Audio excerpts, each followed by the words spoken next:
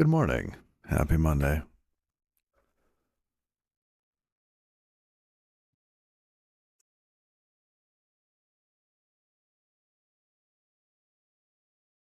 How's everyone?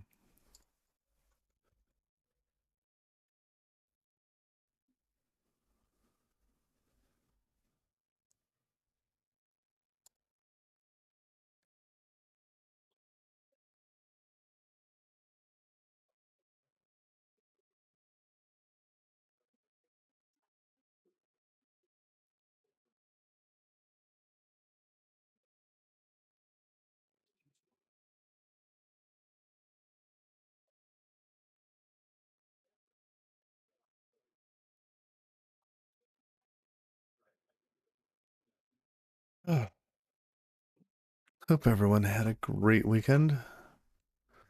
I know that my weekend, goodness, was tiring. Hey, Christopher. How are you? Pour a little tea.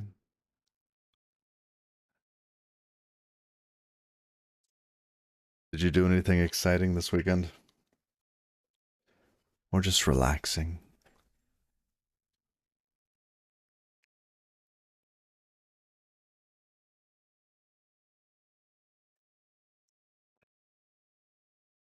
Okay, got some tea poured.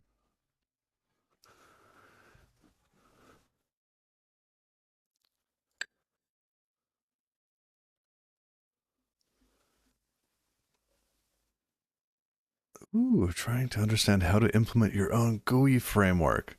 Whoa. Wow.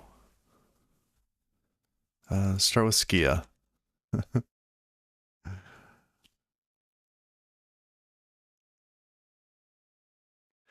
That's reading about retained and immediate modes, etc.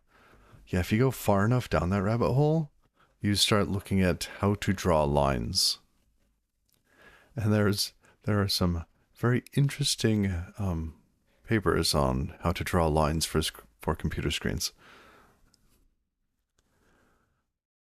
Ah, great. Yeah, using Skia. Good.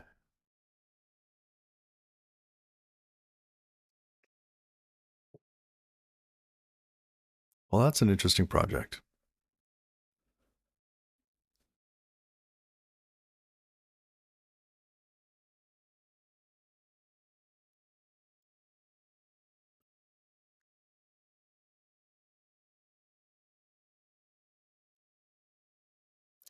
All I remembered from last week was that we changed the return value here.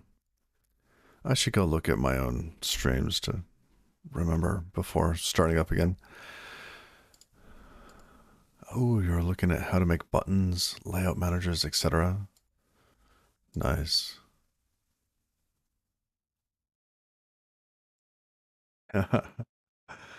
Oh, yeah. It is a lot to take in. Well, have fun with it.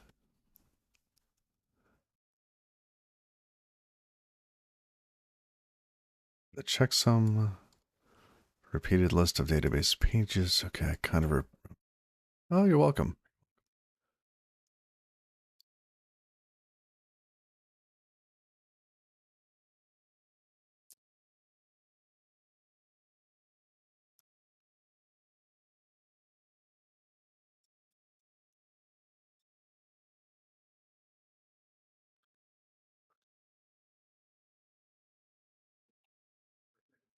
Let's see. Dash E, dash I.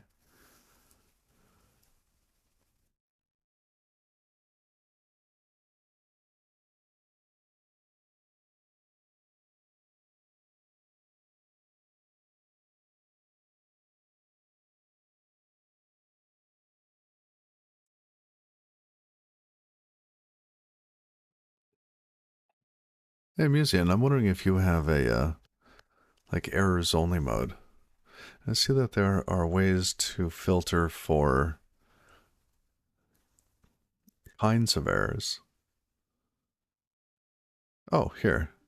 Syntax. Can we just say error? There we go.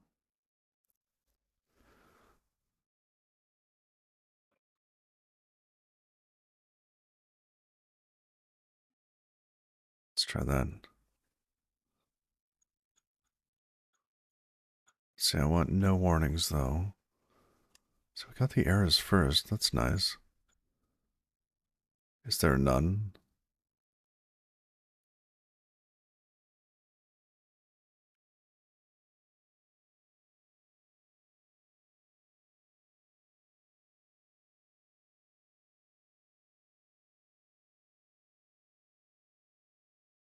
Was it comma based?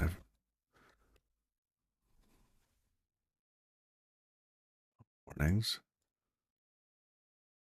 Okay. Not a comma, just another param.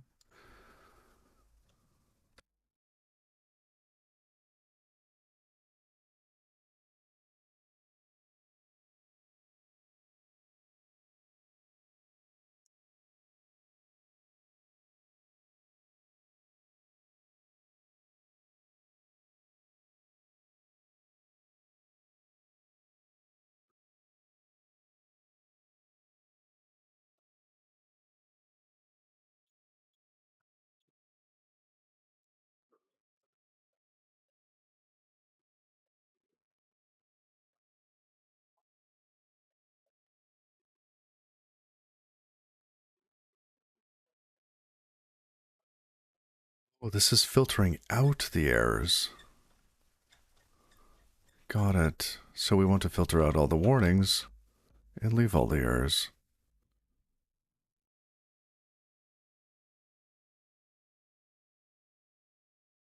Beautiful. Okay.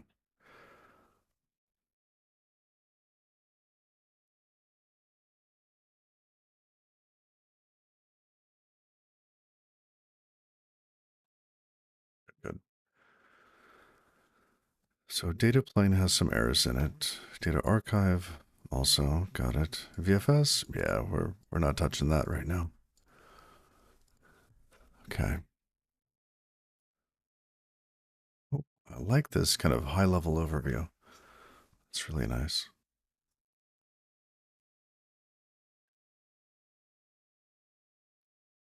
So this weekend I made a drawer for one of my wife's desks, and it was like half an inch too narrow.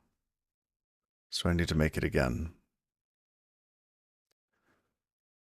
I had simply, oh goodness, I measured many, many, many times. Um, but at one point I noticed that there was a discrepancy in the measurements or in the calculations.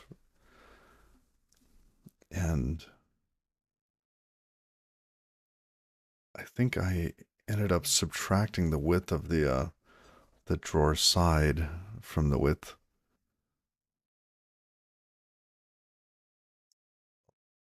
Anyhow, not exactly sure how I ended up making the error, but I now know that it needs to be, I know what the correct value is. So now I have to create it again.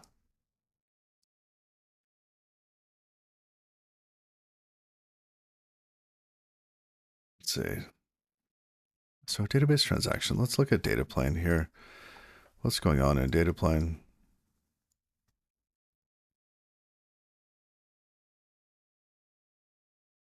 What function is this? Stream database updates. Got it. So yeah, we're not expecting a page at this point. We're expecting a transaction that has many pages within it. And we check some of the database after a series of page writes. So in this case,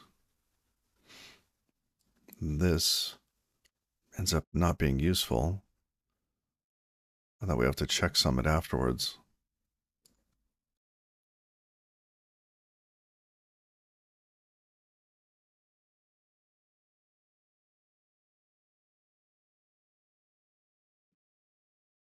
Oh, that's weird. I named it the same as a module. It seems to resolve just fine, though. As this is pointing to a function, and that's not.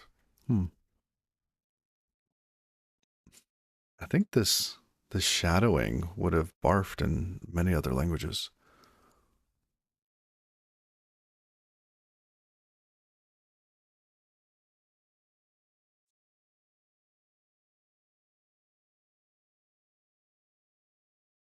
Or applying the page data to the DB on disk, check that it would result in an expected state if DB checksum is provided.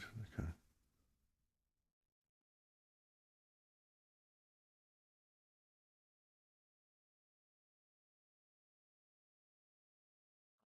What's this doing? DB checksum is only provided. Okay. Yes.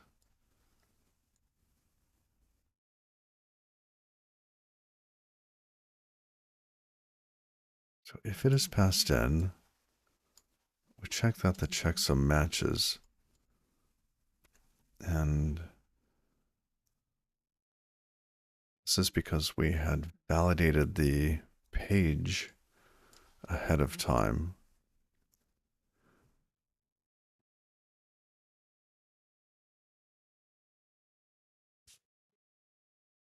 I guess we could do that. Basically, do these pieces outside of the loop for all of the pieces of the transaction. Well, from what, here up?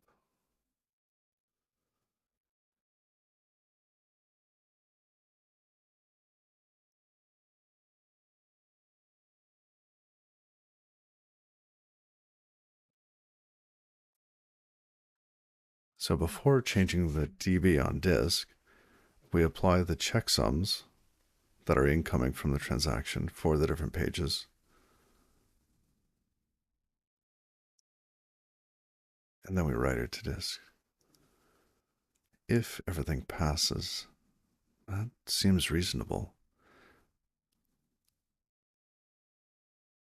What do we do on failure?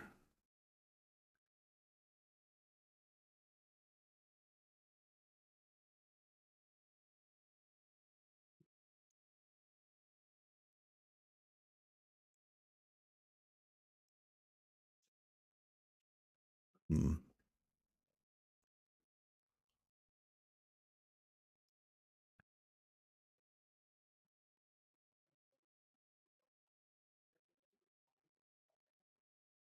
So we go through that, and then what?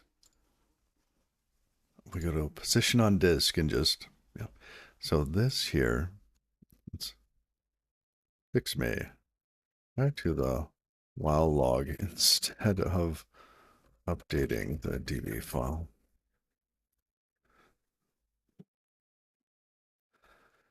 Yeah, that there.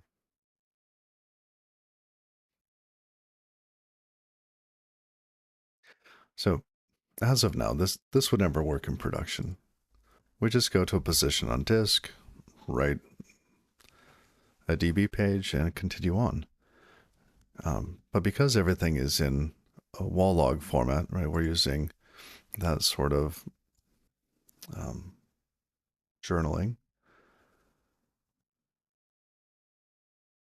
That disables SQLite's versioning that's held in page 1, as everybody is expected to do their locking using the .shm file, the quote-unquote shared memory file, for multiple processes to synchronize over the wall log with.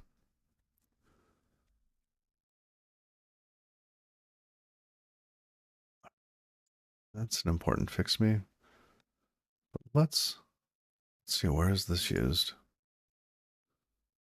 Let's try multiple pages, multiple places. What's this one? Yes, where we were.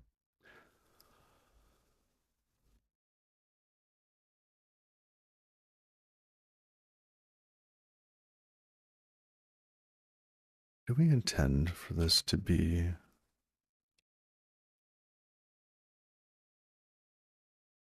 always a transaction?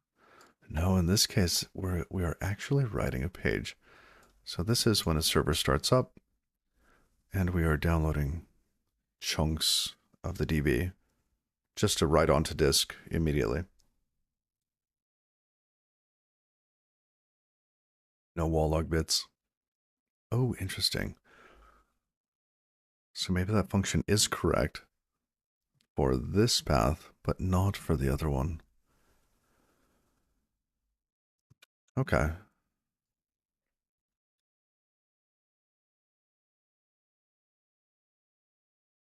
That does mean that, let's see, do we expect to have a DB checksum in that version though? Yeah, it's none. So we only ever validate that the page checksum is correct. So we could get rid of this section, and we could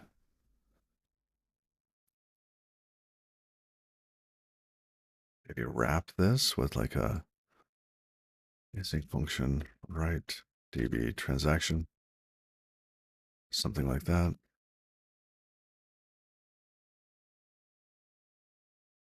in which we call this function for every page in the transaction.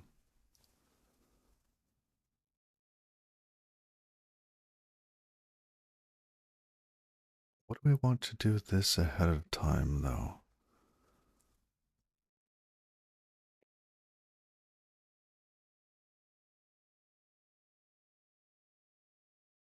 We could write everything and then validate.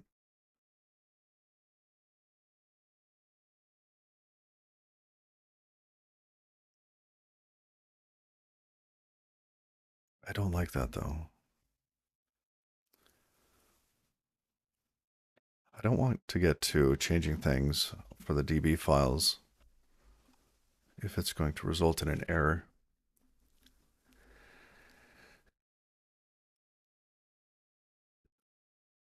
But why would there be an error? Either the transaction causes the error, which I would presume to be the case,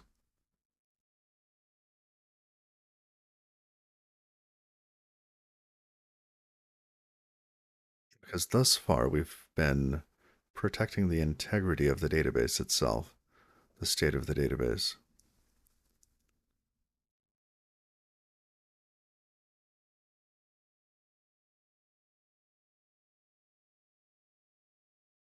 So it must be an error in what we are about to apply.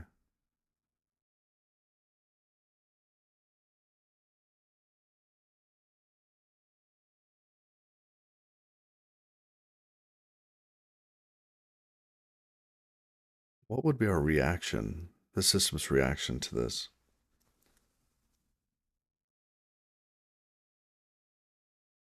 We start streaming again from a specific point.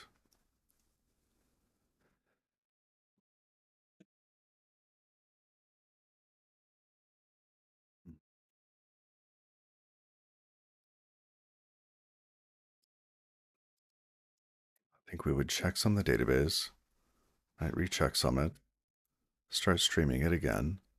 Of course, take it out of rotation from the proxy, get it in sync, and then put it in rotation again.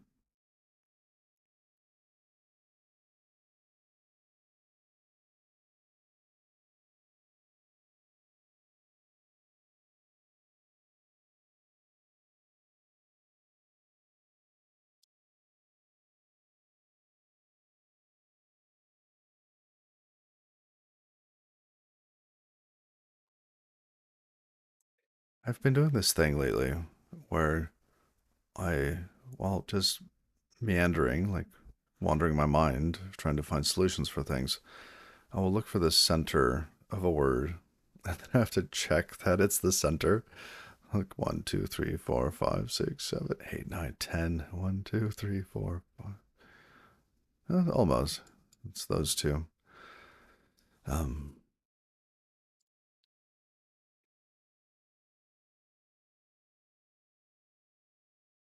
okay. I kind of like the idea. It does mean that this should be optional. That's, or we break this into multiple functions and reuse only a portion of it. I like that better.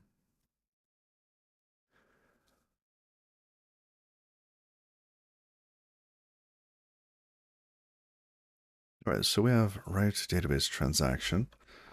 Let's just um,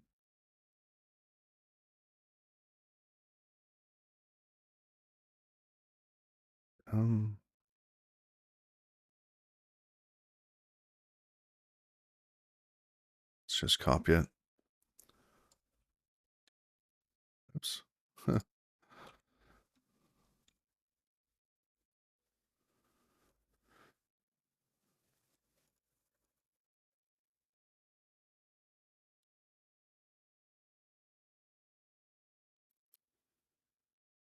No.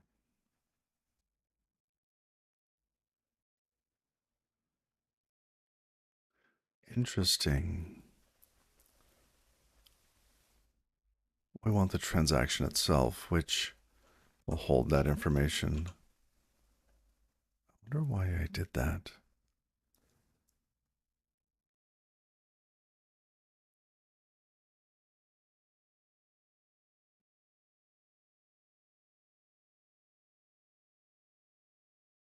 What's that type called? Database transaction?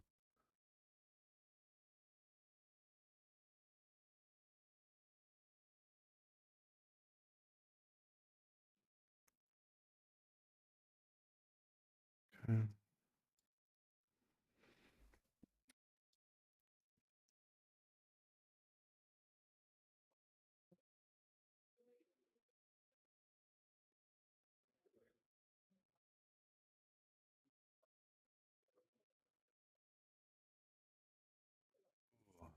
But I don't like this.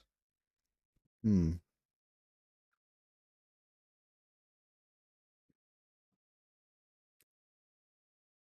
Because what if somebody touches every page? Then it could be very large.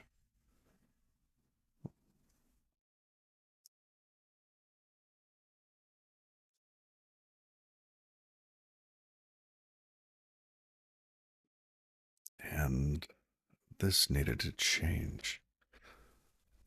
So we can't validate.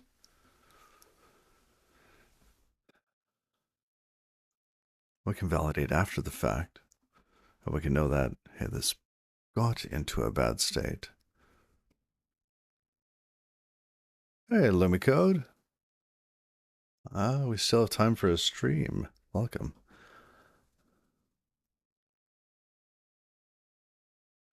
That's right. That's what I was mulling over on Friday. It was that if the database transaction is sufficiently large, then it should not have every page in the database in it. And I should be able to chunk these up so that we send so many pages at a time, and then at the very end include some sort of marker that says this is the end of a transaction. Right? Kind of like a begin and commit, right?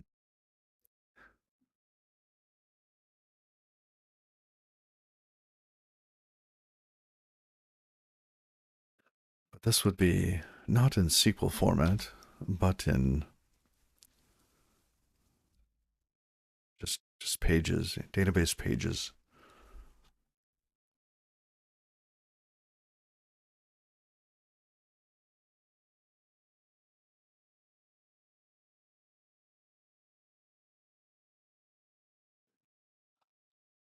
All right.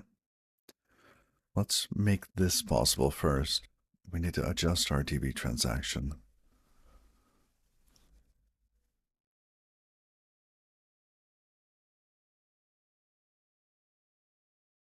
We need some sort of transaction ID.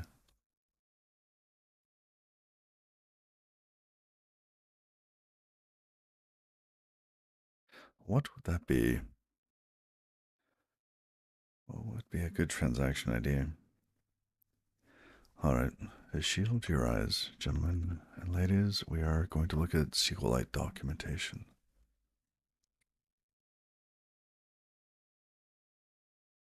Oh, interesting, Dojo Drummer. That song had a very similar melody to an original song that your band recorded. Huh.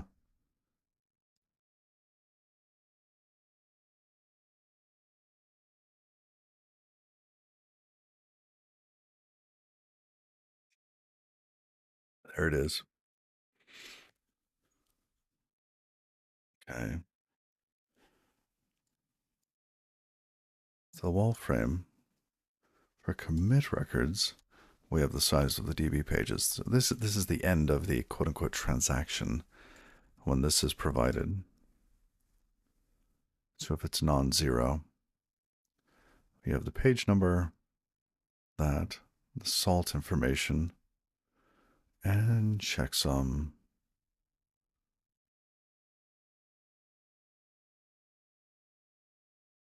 You could have the checksums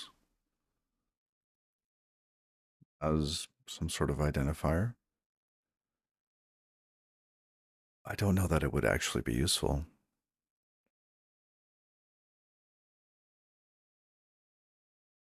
Some 64-bit value here. Oh, it's getting more exciting.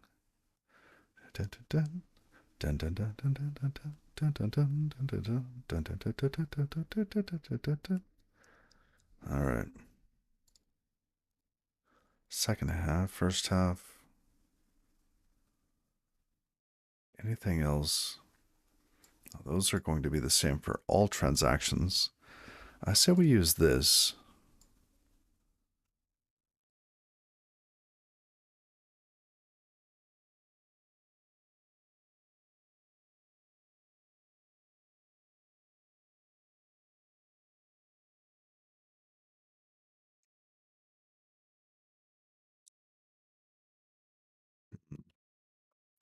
Sorry, flashing back and forth. Checksum.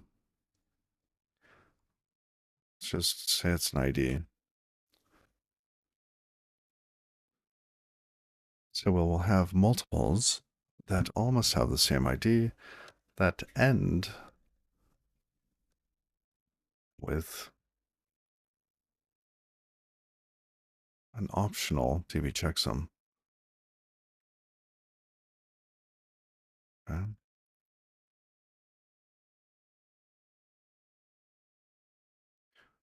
How do you do comments here? Hmm.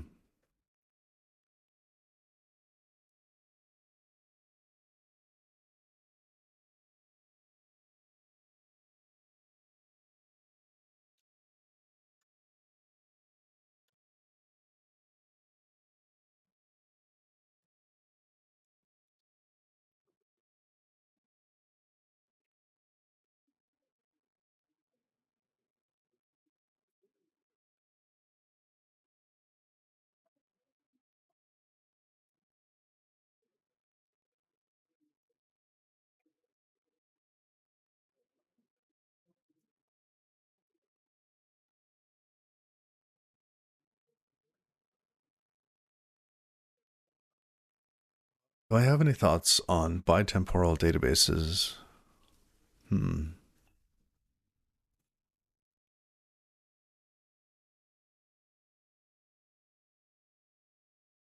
I'm not sure. I really don't know enough about it.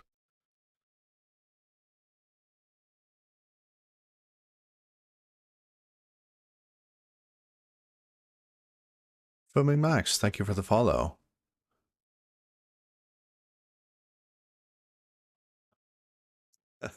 And Oh Glethorpe, thank you for the follow. The Wise Gabriel, thank you as well.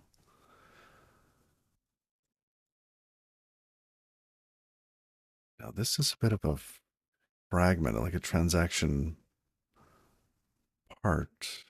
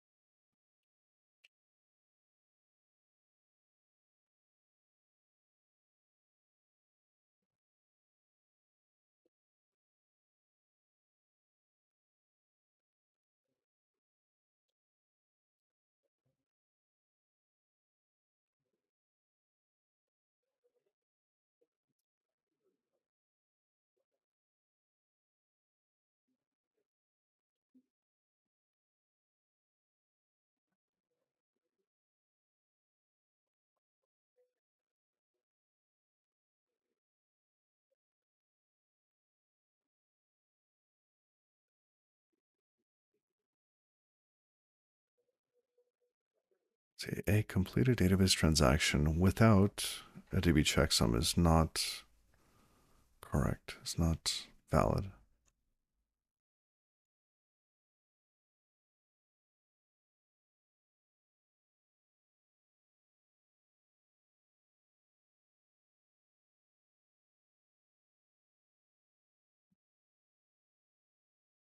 Okay.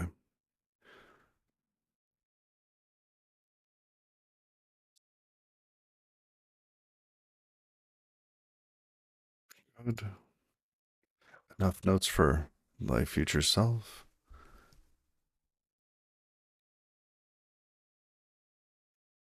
Drink some tea.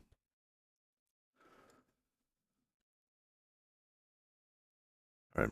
We've got a number of errors now.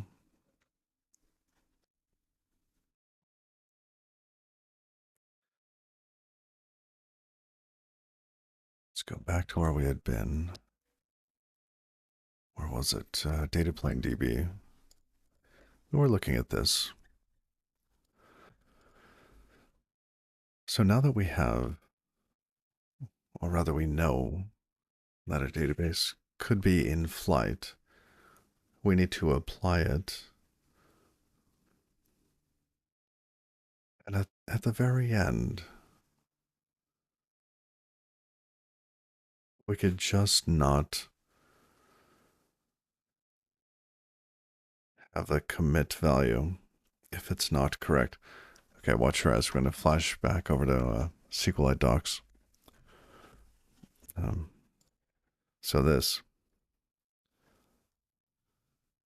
basically, we could write. Then we get to the very last one. We have the DB checksum where you can see if it's correct or not.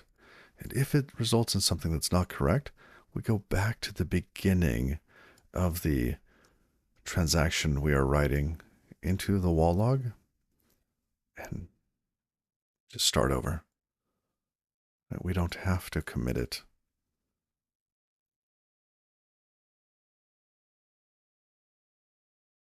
So you have a page, there would be a 0, this information, checksum information.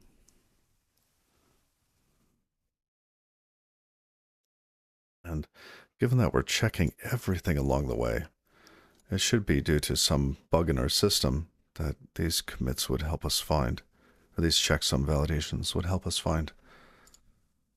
So as long as we don't put this down, like the last page with the commit record, with the number of pages in the DB file, we should be okay.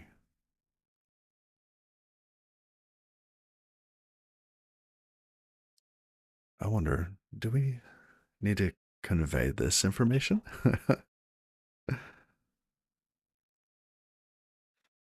Because that is not being sent. Size of database in pages.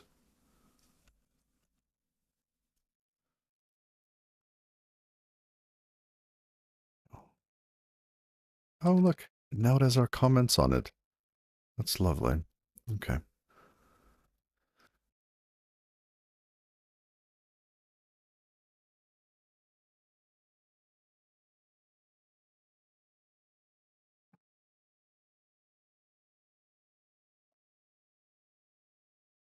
Mm.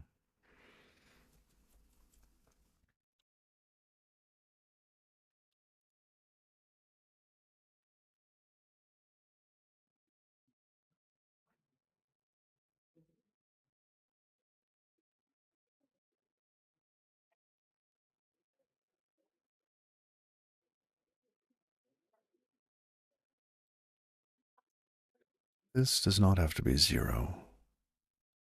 Could make it the value of 1. All right, sorry. I said that backwards. This does not have to be set. Goodness, I'm fumbling all over the place. This does not have to be optional. We could simply have the value passed through. It'll be 0 by default. And if it's 1 or greater, we know that it's the final one. Okay. Let's just say it's required. I want to push those around.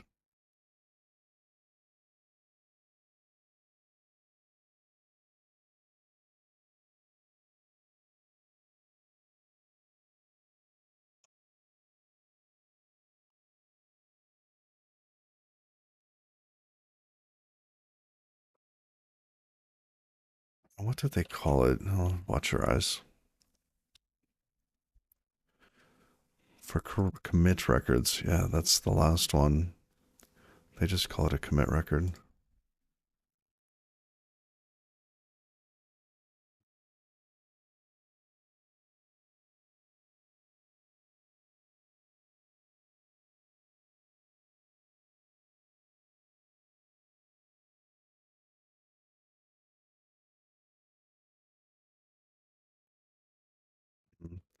I'm going to make it rusty. Just make it optional. That's what we're doing.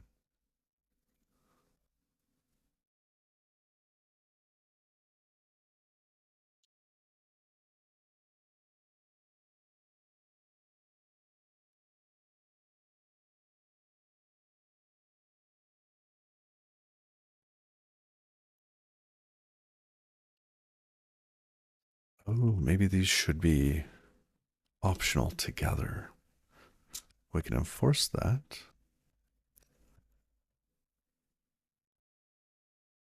Commit.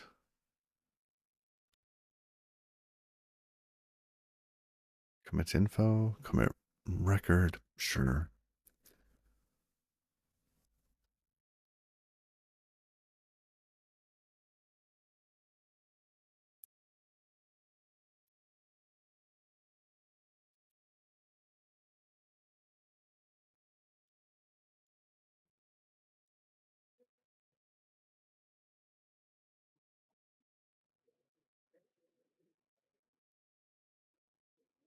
How our commit record without providing a commit record.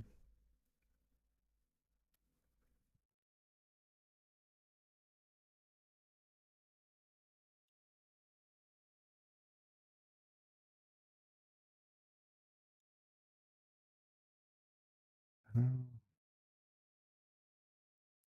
end is marked by providing the commit record. Okay, and then these are no longer optional.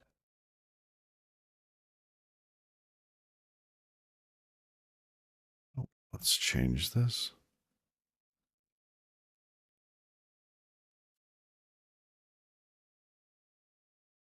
Oh, with A increments, what decrements? Oh, Z. I was thinking, well, if A goes up,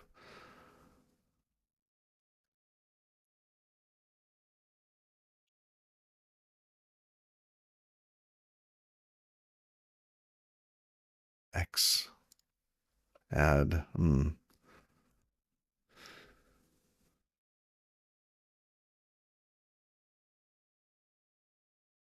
Yeah.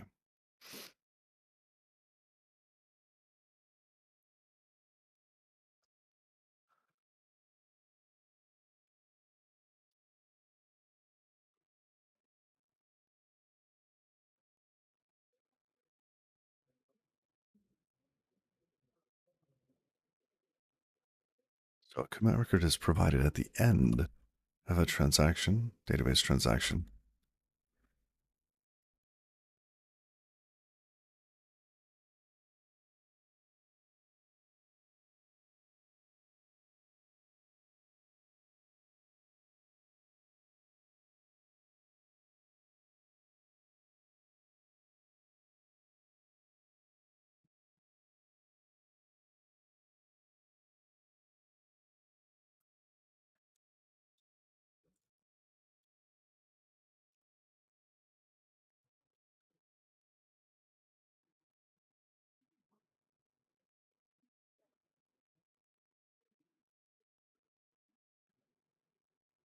All right. That seems like enough word salad for now.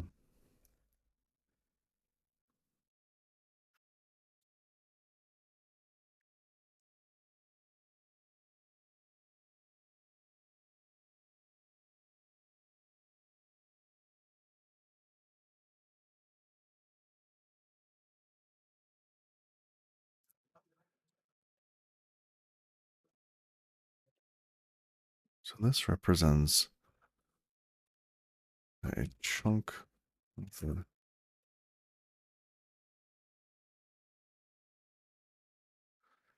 Is this one based?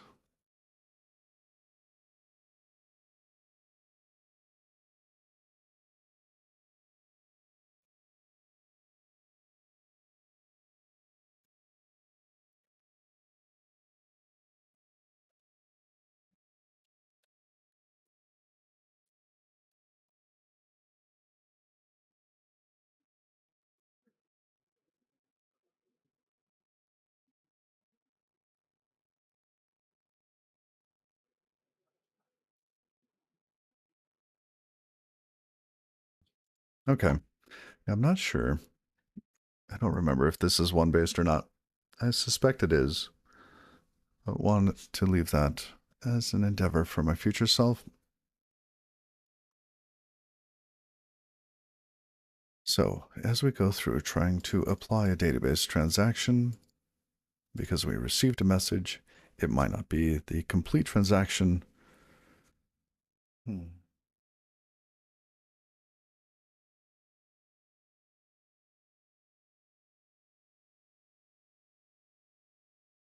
So now we have some more edge cases. Yes.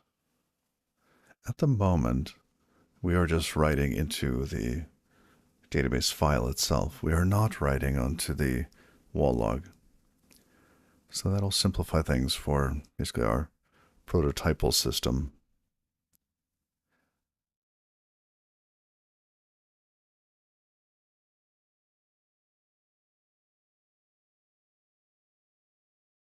Essentially, I want to get to the point to where a database can be moved from one place to the other. Now let's pull up a monodraw. Monodraw, did you not get the message that we were in dark mode?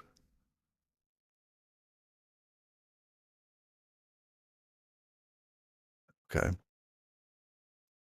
Basically, I want to get the data from here to here, just writing to the pages itself on disk, not writing to a wall log.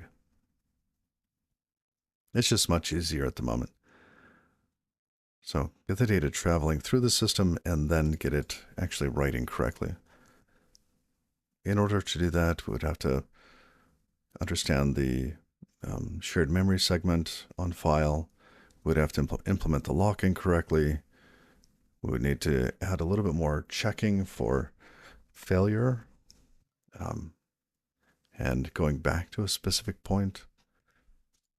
So I'm going to ignore the wall log for a bit.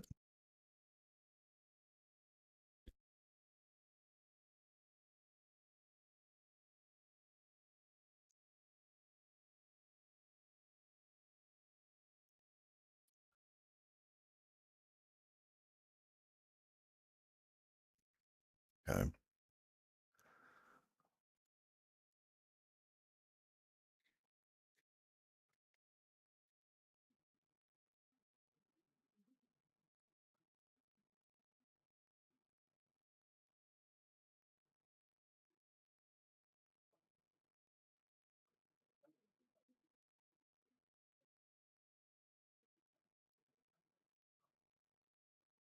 So here we go to the place on disk and write it.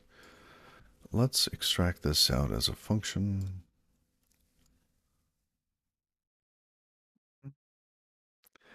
I guess.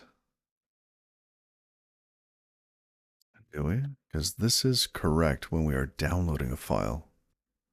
Let's just write that.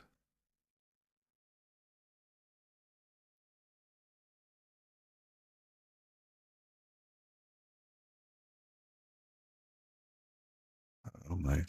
Stuck in caps lock. There we go. Write the DB pages with the DB file itself.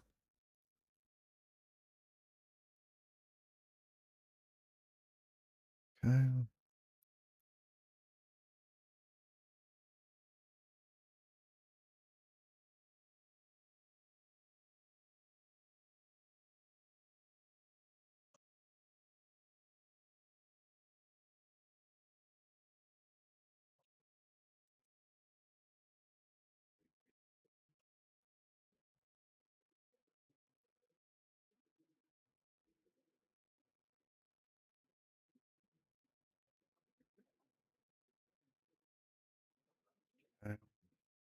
Now this one.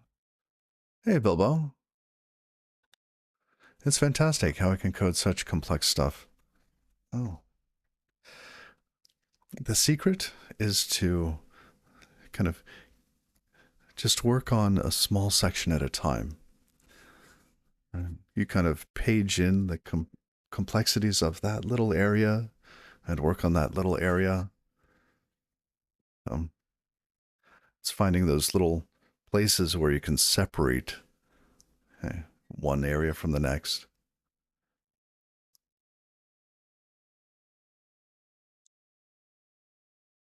Thank you.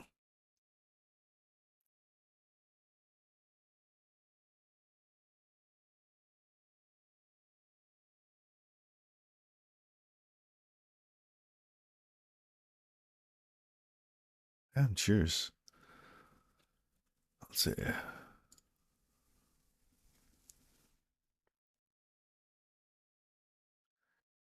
That at this point in my career, I have very large systems in memory already for, quote unquote day job. My stuff I do after my stream. Um, and maybe it's just been, because I've had to exercise that kind of muscle, that it kind of feels natural.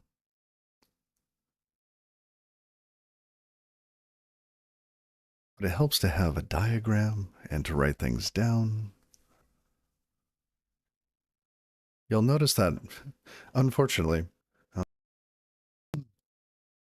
lot of the comments I write are to help my future self. Like this. I'm writing to me. This is for me a month from now or 6 months from now. So, because I will have the question of, why did write DB transaction not call write to DB page?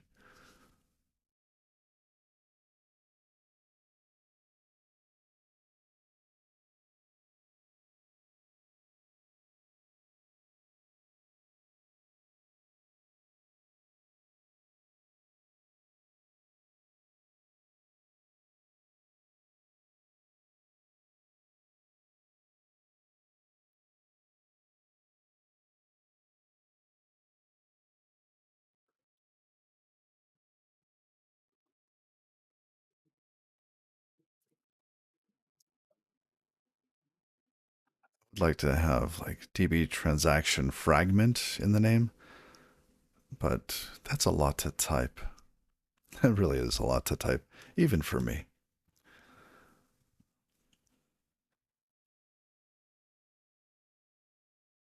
Okay. So at this point, if we have that commit bit here,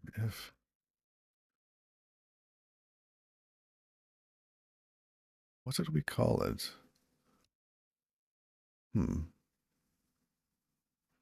This isn't up to date. We have some snippets, methods.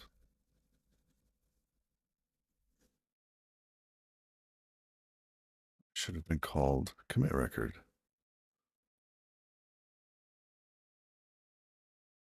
Oh, it's not there. Or go build -p data proto. Okay.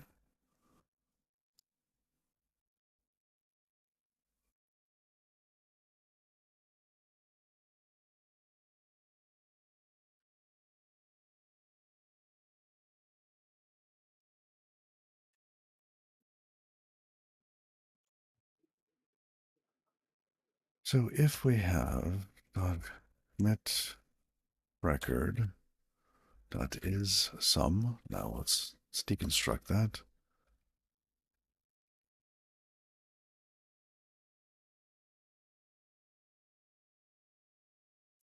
Hey, Mars. A sqlite replication sounds interesting. Oh, well, thank you. That's a fun little project.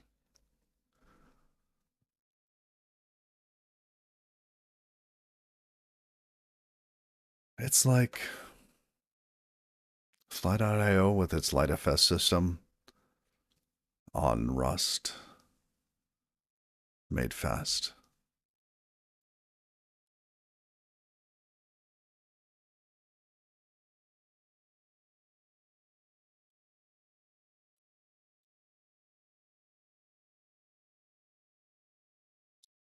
All right, validate that applying the transaction results in a consistent DB state.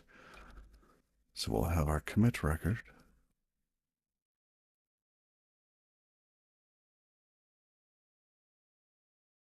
Yep, this is built in Rust.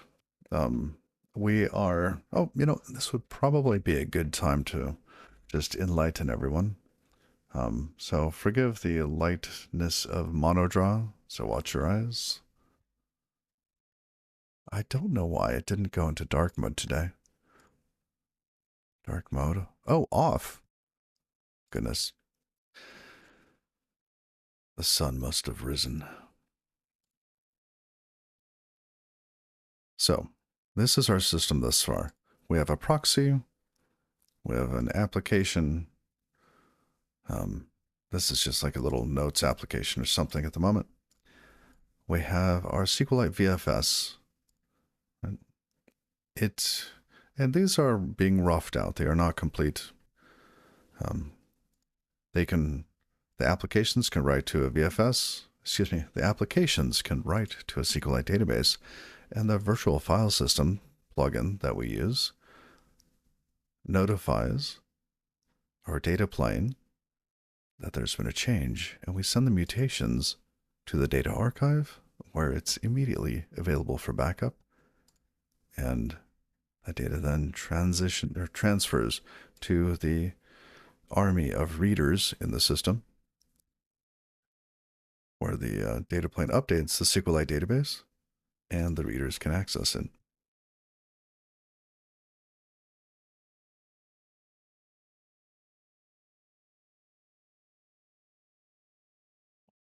All right. So data archive will be using Iggy for streaming, TiKV for storing the data with possible backup to S3. Yep, we are implementing replication for SQLite databases. That's right.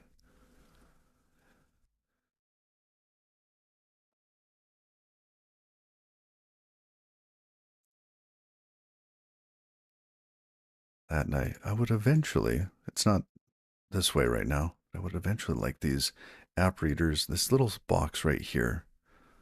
I would like that to be a little WASM environment. So hopefully by the time I get to the point to where I want to start putting real applications into this stack, that the WASM tech has gotten to the point where I can wrap whatever application I want and stick it in there.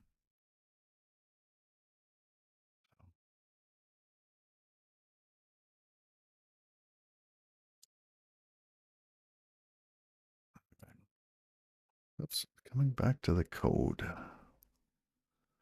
So if we have a commit record for our database transaction, it's gone from the writer and it's chunked. I don't know how many pages we would chunk at a time. I'm thinking something somewhat small so that the system, streams. Goodness, it could be one, or we could have some sort of Nagel algorithm. Oh, you've never used Rust before. I've heard a lot about it lately. Yeah, it's fun. I like it. I I love C and C++, Erlang, Elixir. Um, I've worked in all sorts of languages: JavaScript, Java, um, PHP, Cold Fusion. Yeah, I remember when they upgraded our systems from Cold Fusion 1 to Cold Fusion 3. Oh, it was amazing.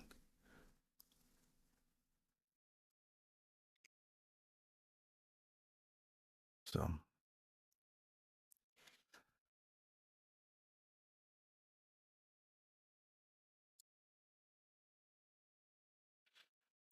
now, little history lesson. If y'all remember, way back when,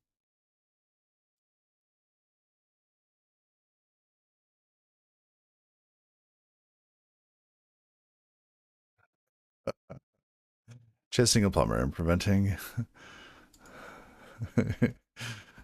preventing wife to unwrap. I like that. Uh,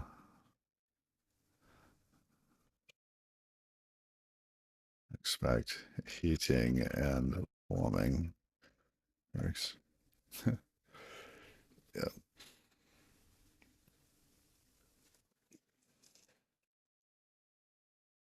Oh, and Bilbo, I missed your message.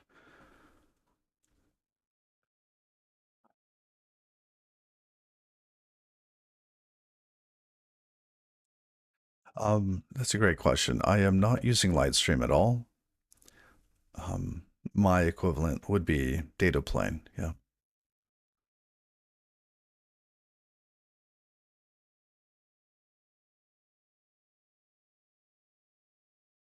And my system differs from the design in Fly.io in that, here, we're going to go back to the architecture for a moment. Um, in their architecture, you stream from this machine, right, to this machine. Right? It connects to that one there, right? Which is hard to see on this graph. Um, um, so it goes data straight across. I did not want that. The reason I don't want that is because while their data also goes to their backup machine, right? It's fanning out from the data doing the writing, from the machine doing the writing. It puts a burden on the machine doing the writing. It also means that data could get out of sync between data plane, well, data going from here to here, right? To data going from here to here. If your data goes from data plane to the archive and then to the readers, you know that the data archive has the state that was written and that these things can be in sync because it has to go through one to get to the other. So that's a fundamental difference between these. One of the reasons for doing that, not only for correctness, is to reduce the load on the writer. I want to be able to run these things dirt cheap. So if this guy's sending data to one place as opposed to 50 places, it's much easier. Right? Put that load out here where you could spend a little bit more for a larger box. Right? But these should be, cattle, not pets. Right?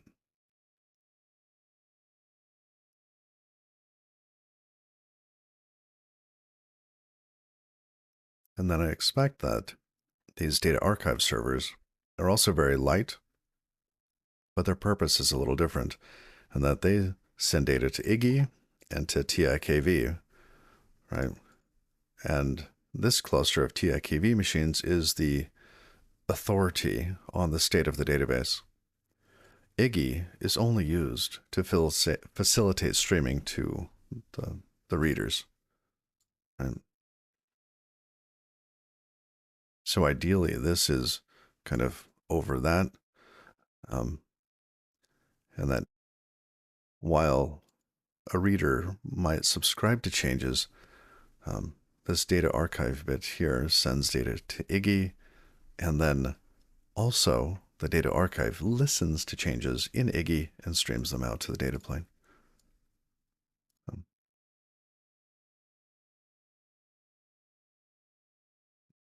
It's the producer and consumer for Iggy streams, if you will.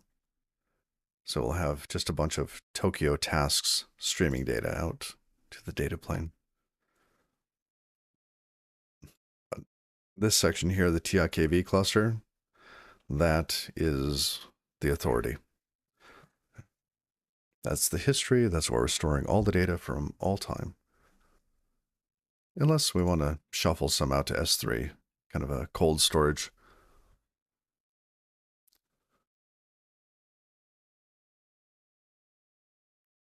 Oh, 04 not found. Oh, 404 not found. Got it. Got it. Welcome. Oh, the wise Gabriel. Thank you for the follow. Um, how am I liking Rust? I like Rust. Rust. I've been streaming Rust for 4 years. Yeah, 4 years now. Started September 2020. So, and this project is about SQLite database replication.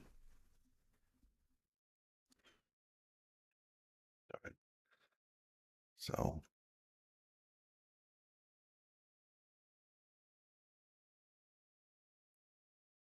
so I was wondering here.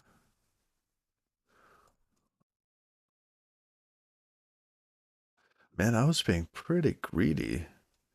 This check here could have been inside of this block.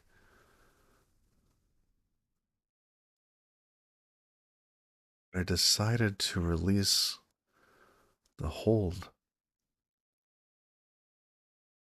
a dash map before throwing an error. That's nice of me. Ah, you'll have to do some research into Rust. The compiler output's really, really good. Compiler output alone can almost teach you Rust. Almost.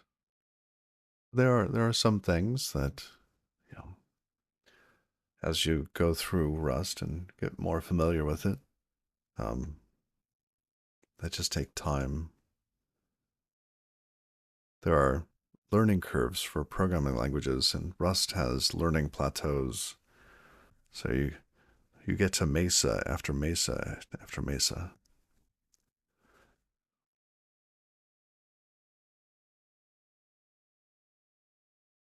So we set the page. Okay, we get the database checksum. This is the actual DB checksum.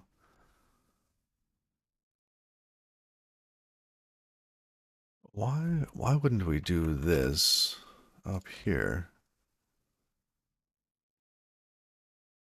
We were passed in. Wait, where does page checksum come from? Oh, that was in the other function. Here. Yeah, we should put this up here. After we validated that the data matches, then we will get the actual DB checksum, which is actually which is going to go away from this function because that should go away. This is no longer used in here. So that's reduced to that.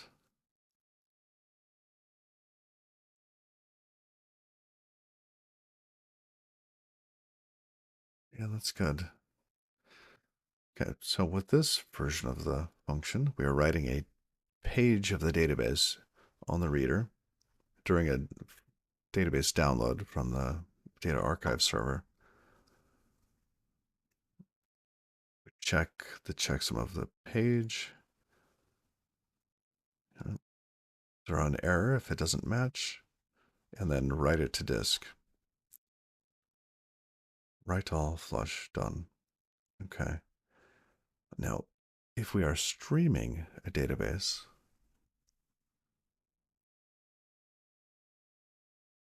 or streaming the database changes, we'll get a fraction of a transaction here. This includes possibly multiple pages.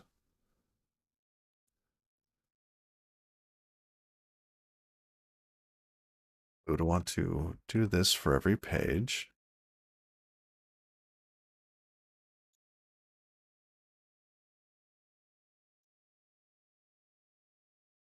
Okay. Then possibly do this if the database commit record exists. Okay. Do that. Something like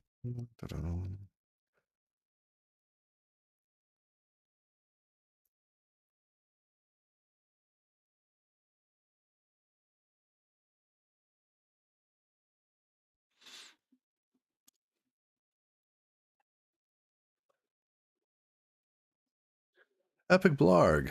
Happy Monday. How are you? Is this replication system your own brainchild, or are you implementing someone else's paper? Um, I'm going to say my own. I was inspired, though. It's not a paper. Um, I was about to implement a blog website for my wife, right? And so I decided to, instead of just building a website for her, decided to build a website builder for her so that she could build and maintain her own website. And so I started on the path and chose Fly.io. And Fly.io had LiteFS, which I thought would be perfect. And I could build her something and then have, you know, set up other websites with it, whatever, right? Fun stuff.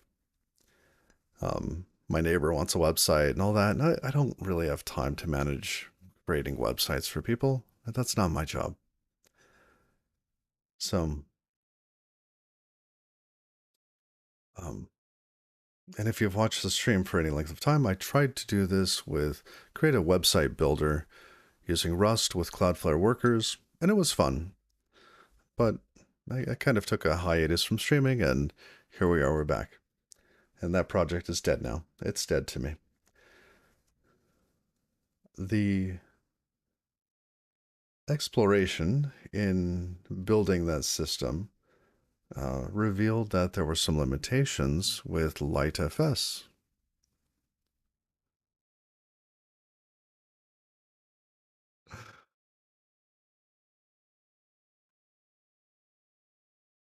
Yes, that's right, Epic Blarg. The programmer's project stack. I am going to build a game. 2 months later, my custom build system is almost done. Is the website builder built for the wife? It is not. No, no. That would be the obvious steps for a reasonable man.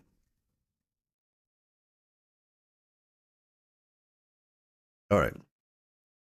So, as I was exploring LightFS and the limitations therein, I decided, you know what? I will just very quickly write a system that didn't have these limitations. Reasonable man chuckle, yes. So I started on this journey, looked into creating a VFS for Rust. It took me 3 to 4 months to be able to create a VFS that SQLite would load and not, panic at certain points. Because a lot of the examples out there are not correct. They load, they do stuff, but there are subtle errors in them. And yeah, well, so that I have working. And we're now on the data plane portion. So, but that's how it came about. I was working around limitations in LightFS, working around them as I identified them at the preamble of the project. So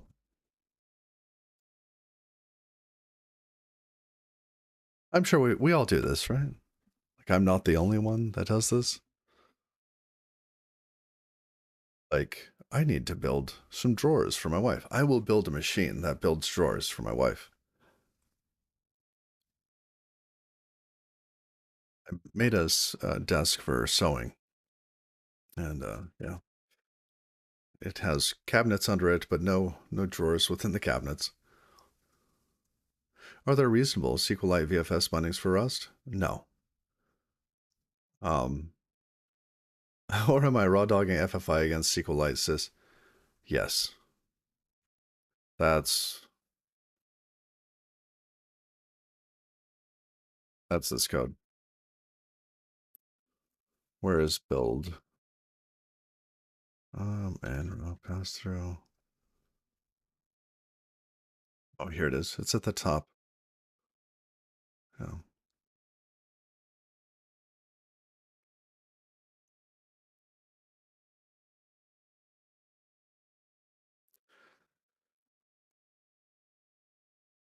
But the bind gen pieces are the easy bit. It's like, how do you, yeah, you end up creating all sorts of macros and stuff. And but how do you register a VFS? How do you make it work with the memory allocator that SQLite uses? Right? Because you could change the allocator for SQLite. Um, how do you get it to align the pointers the way that SQLite wants pointer alignment to work? So I'm sure we'll see more of that in the future because it's not complete. It is not complete, which also means it's not today's task. Expected right to open bracket. Okay. No, that's good.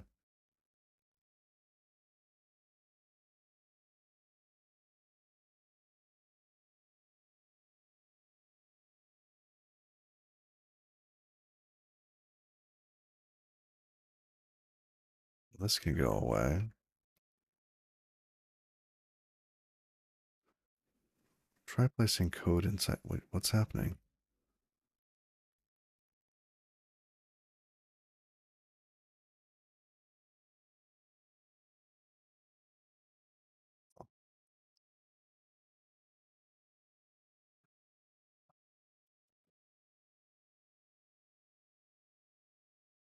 I've gotten my formatting off, but I don't see it.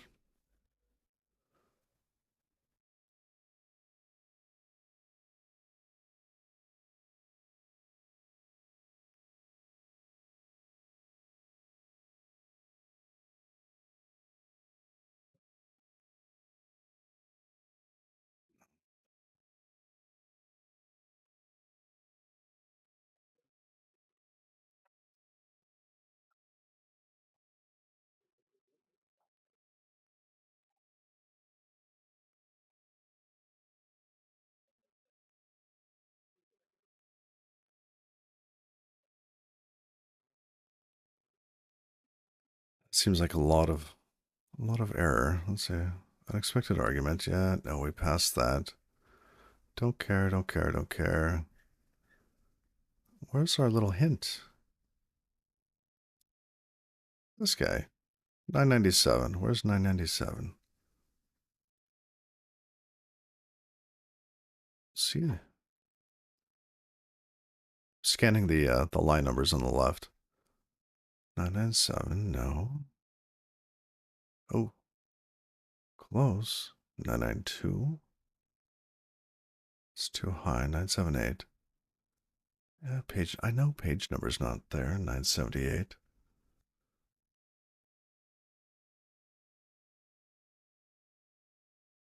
Warnings. Hmm. Yeah, whatever.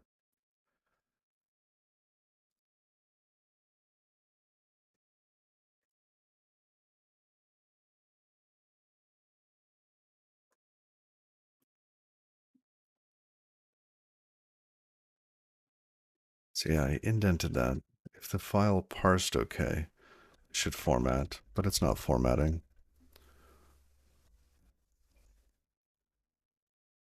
Okay, those are matched. Let's comment this out real quick.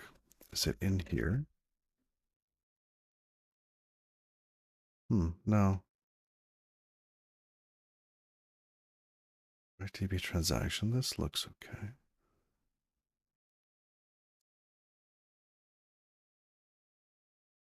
This was just copied up. What do I do for my day job? Part of my day job, the agreements I had with my day job is that I wouldn't talk about day job on the stream. So in order to do the stream, I can't actually talk about day job. But I'm a programmer. And I do not use Rust. So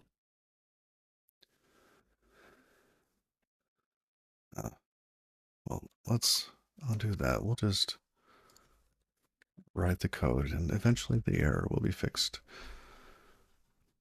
So we have a commit record, actual DB checksum. So this is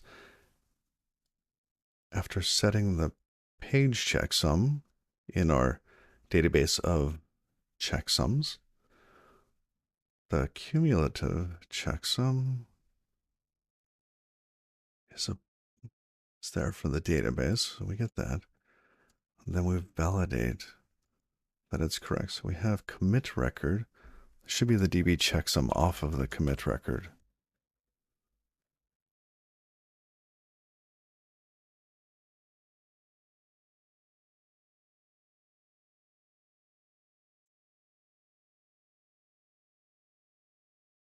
Okay.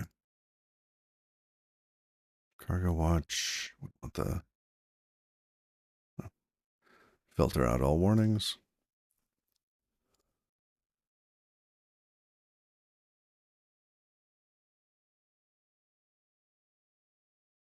Let's fix some of these other errors. That seems okay to me. Basically, we get to the end. We check that that matches or it doesn't. This isn't correct. It needs to be for every page in the DB transaction. Let's fix some of these real quick. Database stream updates, mismatched types. Says database transaction.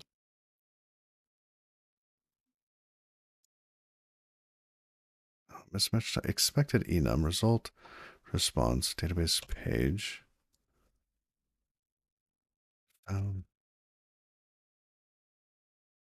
Feels like my LSP has given up the ghost. I could see some errors. It's fine. Yeah, but something's not quite right. Ooh, Epic Blarg, your Today I Learned is that Windows PE files have some weird 64K symbol names limit that lives on from the 16-bit Windows days. Interesting. Oh, that's easily exceeded when using dynamic linking with Bevy.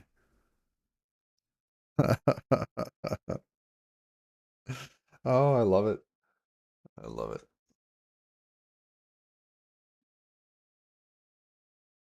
It's great.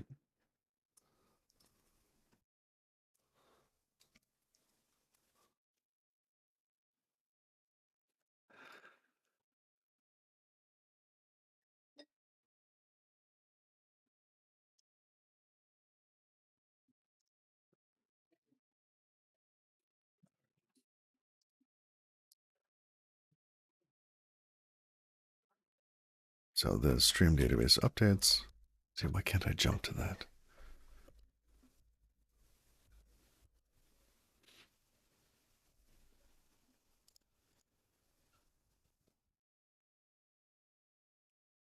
And this is where we had been before. Mutate DB and stream changes. Yeah. Where do I check?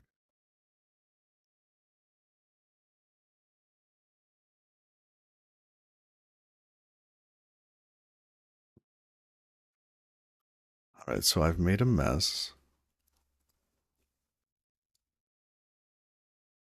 I could go fix DB. Was hoping there was something else other than DB we could look at for a moment. Most of these are in data plane DB. Oh, here, data archive. Let's fix that one real quick.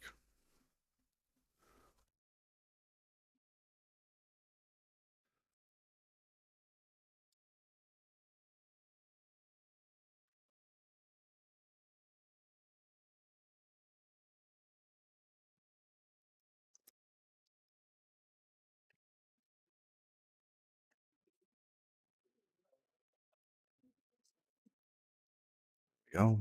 Now it's just unused, which we can live with. Okay, formatting works again. I think Helix was just upset. Ancient grudges. I don't know. Okay, and this is stream download to file. Yes, this is when we start up, we're streaming this to a file.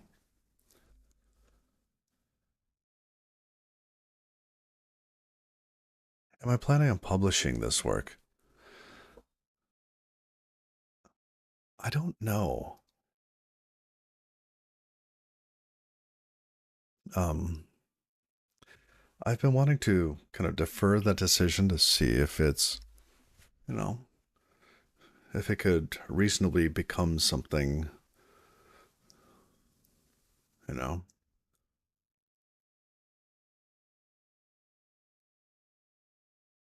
and dare I say, you know, supporting somebody on GitHub, I think is a losing proposition.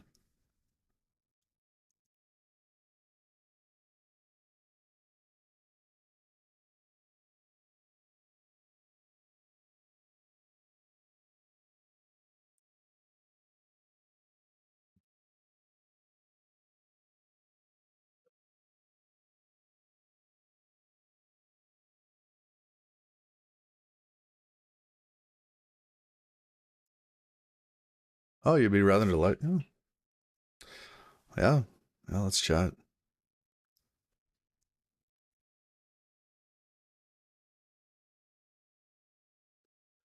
Yeah, hit me up on Twitch or hop in the Discord.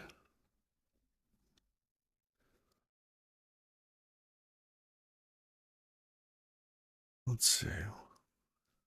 Database page. What are we doing here? This is not a database page, is it? And where are we? This is stream database updates. Yeah, this was going to be write DB transaction.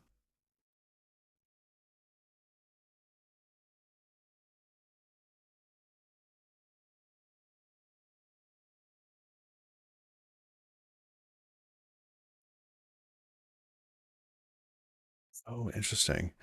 You have a transmission system that uses SQLite database for the queue. And a few customers have asked for hot spare support. Cool.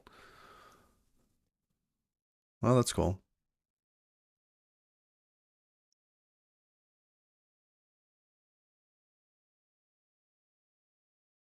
Yeah, I could see it being, I could see it working for that. Right, like if we go back to the architecture,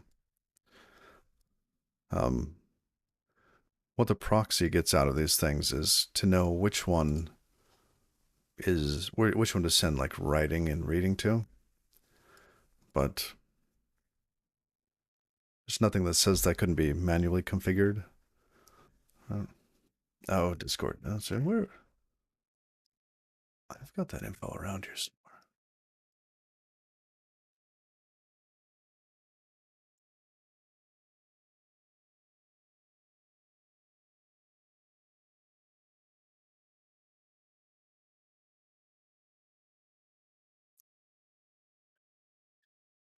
Oh, that's weird. Did I take down the Discord bits? Oh, no, here it is. Copy link address. There it is. I think it was just below the video about Mr. Halsey. There's a Discord, YouTube, and Mastodon link. So also, if you don't like the music, you can watch on YouTube where there is no music. Just the audio.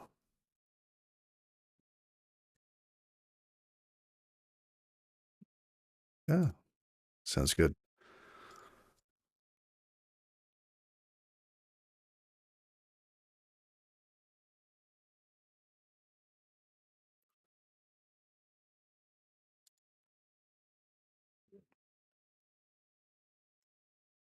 Okay. So this is transaction. All that goes away. Page number's gone. Relative DB path. We need to just pass in the transaction, which is what this is. DB transaction. Get rid of that.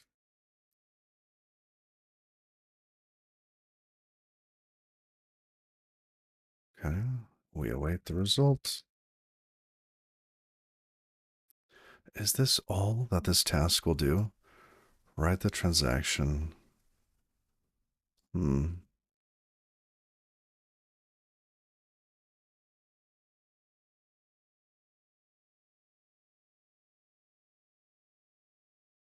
Okay, rewind to last known good position on disk.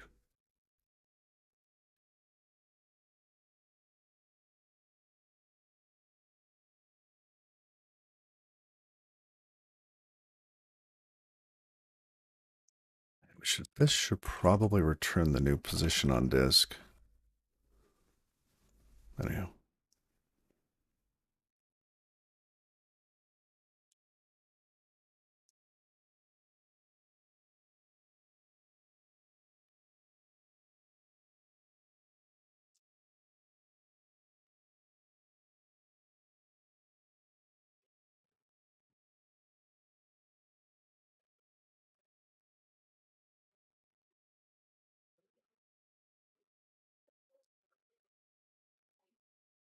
So up here, we have page checksum, a lot of information that doesn't make sense yet.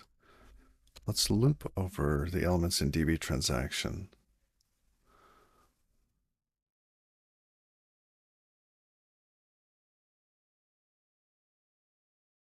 Smoxus, thank you for the follow.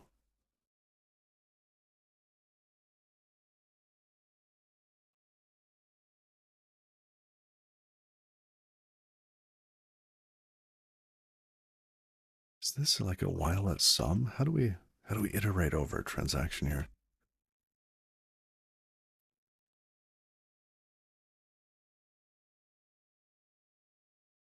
What did we call that info? DB. Let's see, it was data proto archive. So inside of database transaction, we have a commit record, fine. We have a repeated database page. Maybe we should call that pages. It's repeated.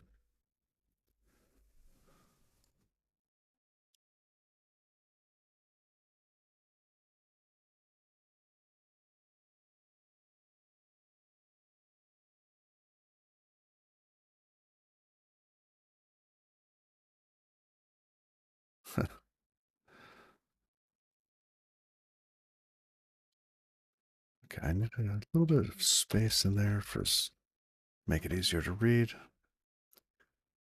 Okay. Some quick bike shedding. Good. So it was called pages.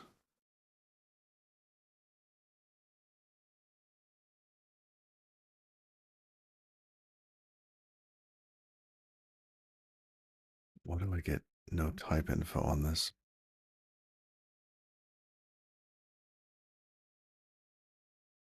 Oh, it's a vector. Okay. Of database page. Well, that's easy enough. Or page in pages, not into iter. For each one of those, we apply. We need the page data. Okay, pages, database page. What does it have? It has number, checksum, and data. Okay.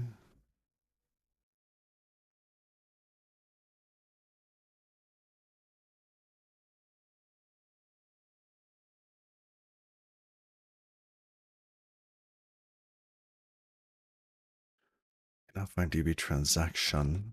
Oh, because I did not spell it correctly. That's why it didn't autocomplete.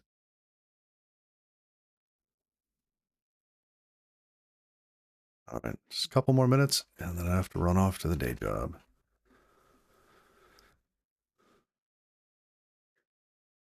Let's see, validate that applying the transaction results, consistent DB state. So first we check all of the pages match the checksum of the data itself.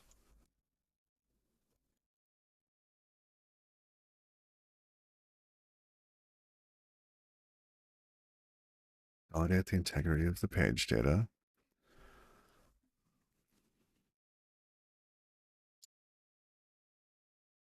Now, here, we need to have already done this. We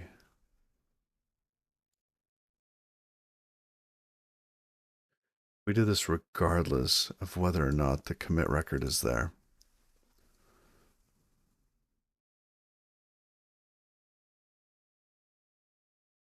Okay. So the only piece that is kept outside is actually this piece down here. Let's iterate again. Ooh, we did an into iter though. Let's just do an iter.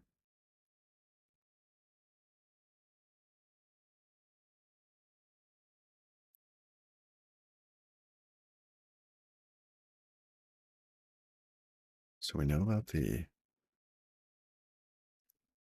or should we do this for each one?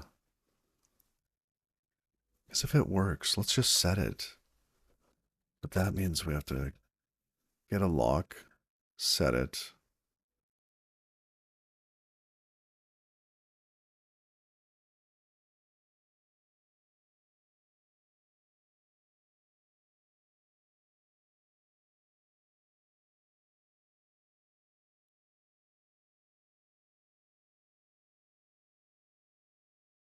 All right. That means that this piece, or if we have the, the checksum data, and only at that point do we write that. Okay.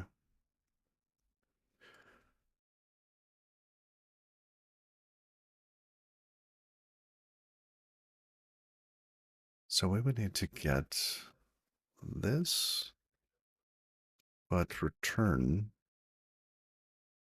the checksum. What was that before? That was, oh, let's comment it out. Let's just db.checksum. Okay.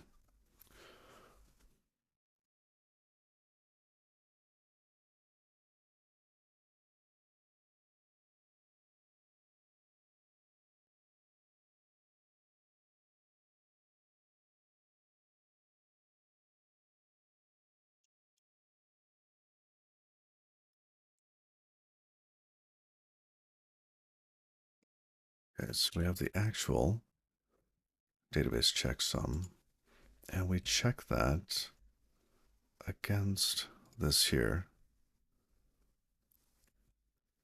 And we only want to compute that in here. It should just be a lock and then getting a value that's already computed, because setting that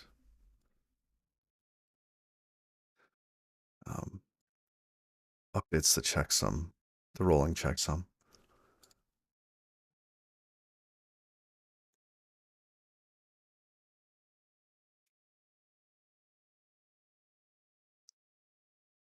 Okay. That validates it, and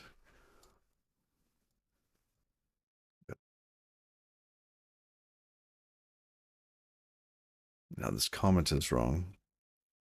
Check that it would result.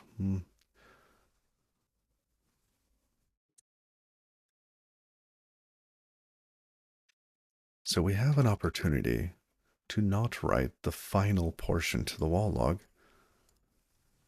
if the checksums don't match thus far. Which means we can not commit this, roll back, and everything would be fine. All right. Then at this point, we iterate over the pages. Let's do that again.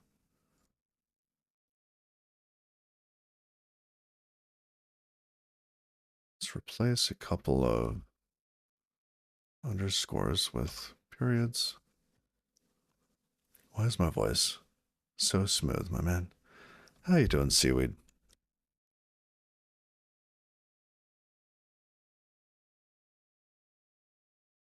I suspect it's just age.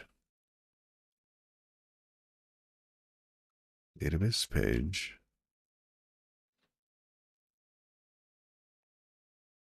Oh, we do not have a page size.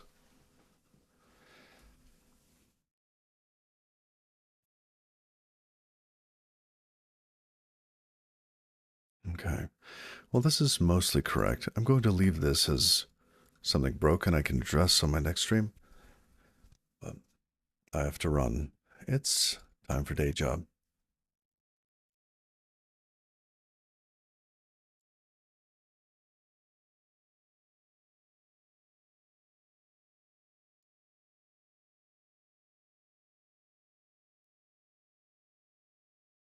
Let's set up a raid.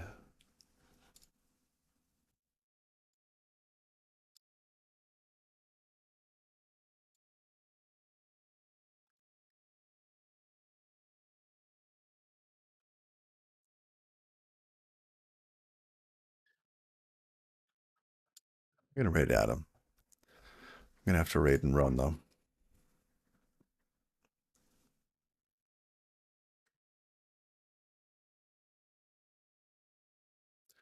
Thank you all. It's been a pleasure. Till next time. Bye-bye.